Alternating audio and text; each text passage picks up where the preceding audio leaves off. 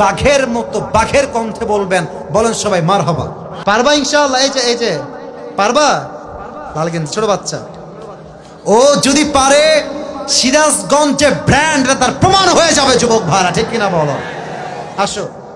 আরে বেটা দৌড় দিয়ে তোর বিয়ে হবে না দৌড় না দিয়ে? মাশাআল্লাহ মাশাআল্লাহ। আসো বাবু, তুমি এই পাশে আসো, এই পাশে আসো। এই যে হ্যান্ড মাইকটা কোথায়? হ্যান্ড মাইকটা নাও, সালাম দাও সবাইকে একটা। আসসালামু আলাইকুম ওয়া রাহমাতুল্লাহি ওয়া বারাকাতুহু। ওয়ালাইকুম আসসালাম ওয়া রাহমাতুল্লাহি ওয়া বারাকাতুহু। আরে ভাই, আপনারা ওকে অ্যাপ্রিশিয়েট করবেন। ও যখনই উত্তর দিয়ে দিবে, 1 নাম্বার নিয়ম, আপনারা সবাই মিলে বাঘের মতো বাঘের কণ্ঠে বলবেন। বলেন সবাই মারহাবা। আরেকবার বলেন সবাই মারহাবা। এই পিচ্চিকে আমরা ওয়েলকাম জানাই। আল্লাহ ওকে উত্তর দেওয়ার তৌফিক দান করুক। পড়েন সবাই আমিন। ওকে আমি খুব সহজভাবে প্রশ্ন করবো, আশা রাখবো সে পারবে। বলো তো, আমার নবীর গায়ের চামড়ার রং কেমন ছিল? পারবে? সাদা সুন্দর না লাবণ্যময় সুন্দর? বলো সবাইকে। লাবণ্যময় সুন্দর।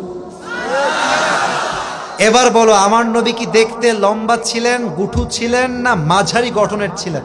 মাঝারি গঠনের। ইনশাআল্লাহ বলেন সবাই মারহাবা।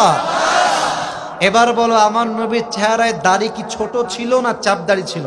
চাপদারি।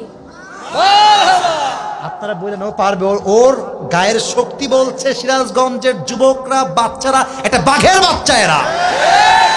এবার তুমি একটু বুঝে শুনে উত্তর দাও। নবীর চুলের যে কাটিংটা ছিল, কাটিং এর নাম কি ছিল? পাপড়ি কাটিং। আরে বলেন সবাই মারহাবা। এবার বলো তো, নবীর হাতের তালু কেমন ছিল? নবীর হাতের তালুটা এটা কি শক্ত ছিল না মোলায়েম ছিল? মোলায়েম ছিল। ওকে অপশন দিলে যে রাইট অপশন সেটাই সে চুজ করছে। বলেন সবাই মারহাবা। 1 নাম্বার সে পাস, 1 নাম্বার সাবজেক্ট শেষ। 2 নাম্বার বলো তো, আমার নবীর সম্মান আল্লাহ বোঝাবার জন্য যখন মালাকুল মউত নবীর কাছে আসলেন, নবীর রূহ কি এসেই কবজ করলেন, নবীর কাছে পারমিশন চাইলেন? পারমিশন চাই। বলেন সবাই মারহাবা। আচ্ছা বলো তো, নবীর আদর্শের ক্ষেত্রে নবী বাবা হিসেবে যখন ফাতেমাকে বিয়ে দিবেন, ফাতেমার কাছে এসে, এটা ওর জন্য বোঝা একটু কষ্টকর, তাই বোঝাবার স্বার্থে সহজ করছি। বাবা হিসেবে ফাতেমার কাছে এসে নবীজি কি বললেন বিয়ের ব্যাপারে? হ্যাঁ থামেন, বলবে।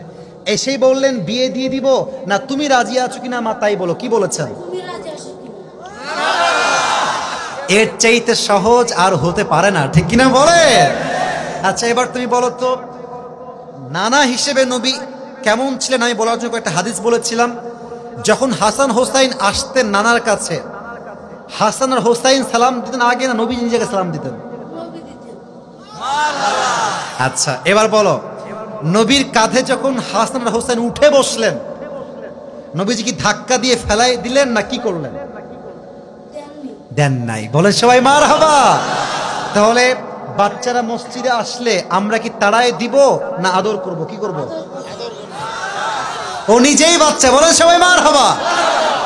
এবার হচ্ছে শেষ কথা, শেষ ভালো যা, লজ্জা নাই। বলো তো, বউকে দেখলে আমরা কি বলবো? বউকে দেখলে আমরা কি বলবো? এই তোমার নাম কি? মোহাম্মদ তাওহীদ ইসলাম। তাওহীদ ইসলাম। ইসলামের একত্ববাদ যে প্রমাণ করে, সে প্রমাণ করেছে আগামীতে ইসলামের জন্য এই কাজ করবে, ঠিক কিনা বলে? তোমার বাড়ি কি এখানেই? এখান থেকে এখানে? মাশাআল্লাহ, আল্লাহকে কবুল করুক। পড়েন সবাই আমিন। এই টুপিটা ওর মাথায় পারফেক্টলি হবে না, তবে বয়স তো এখানেই শেষ নয়। একদিন সে বড় হবে, একদিন এই চেয়ারে এই বাচ্চা কথা বলবে, ঠিক কিনা বলে?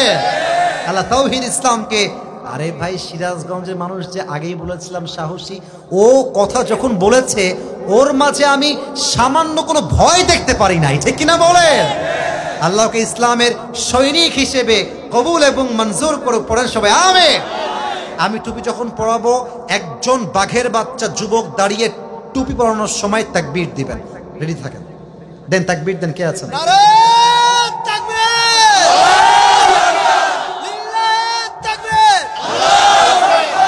ওকে সুন্দর লাগছে না মাশাআল্লাহ দেখতে? আল্লাহ তাওহীদকে কবুল করুক। পড়েন সবাই আমিন। আল্লাহর মাকে, বাবাকে, পুরো পরিবারকে ইসলামের জন্য কবুল এবং মঞ্জুর করুক। পড়েন সবাই আমিন। তাওহীদ, তুমি ওখানেই বসে পড়ো, স্যারের পাশেই বসে পড়ো। মাশাআল্লাহ। প্রিয় ভাইরা, রাত বেজে গিয়েছে।